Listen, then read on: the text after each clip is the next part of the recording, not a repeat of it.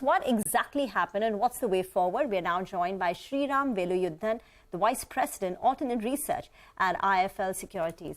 Sriram, afternoon. What exactly happened? Everyone was anticipating that free float FIF factor, as we call it, that weightage would go up to 1. There would be inflows in HDFC twins. That hasn't materialized. So can you tell us your understanding of the situation now? Hi, Rima. Good afternoon.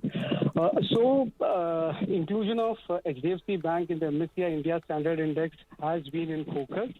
Now, in a key development announced today early morning, index provider MSCI has decided to add HDFC Bank in the MSCI India Standard Index, but with an adjustment factor of half. So while the index provider has acknowledged foreign room in the merged HDFC Bank is above 15%, albeit it's marginal though. So basically the measure has been taken to reduce the possibility of a reverse turnover. So as you pointed out, as against the earlier expectations of the event being a net inflow event of roughly 3 billion odd, largely the impact of addition of HDFC Bank in the MSCI India Standard Index is to be neutral now. As outflows of But the foreign portfolio holding or the headroom is still 15%. So will they increase the weightage at a later stage from 0.5 to 1? And if yes, how will that take place? Yeah. So how this will shape up is so the major agenda behind keeping the adjustment factor of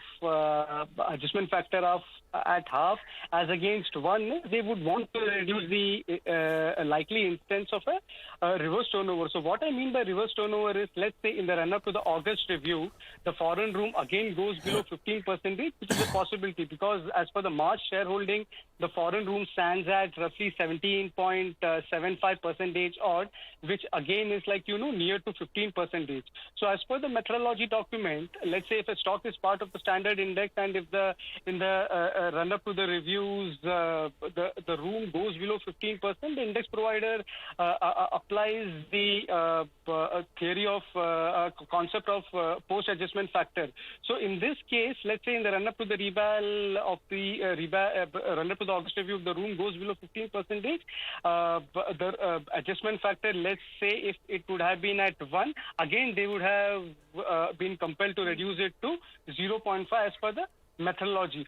So to avoid this, the index provider has taken this step. Now what will happen, to answer your question, let's say in the subsequent reviews, if the room again goes above 25%, then HDFC Bank's adjustment factor will be revised up from 0.5 to 1. But as things stand, starting HDFC Bank will start with an adjustment factor of half.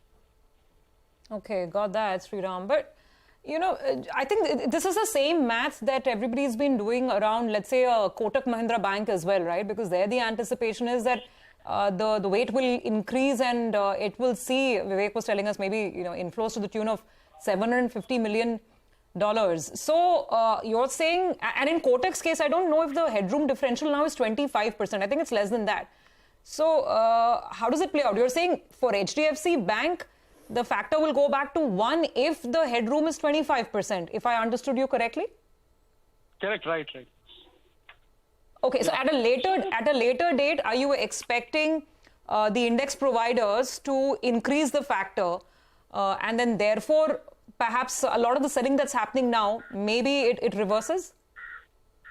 Now, these basically are large cap banks, Kotak Bank, HDFC Bank and all. So when we say that the room would go from, let's say, 17.71 to about 25%, that entails a significant chunk of sell down by the FPIs in the stock. So in absolute, if one looks at these figures in absolute sense, at times we end up evaluating these figures for several quarters altogether, because the weight up in Kotak Bank, which is likely to happen in the May review, has not happened overnight.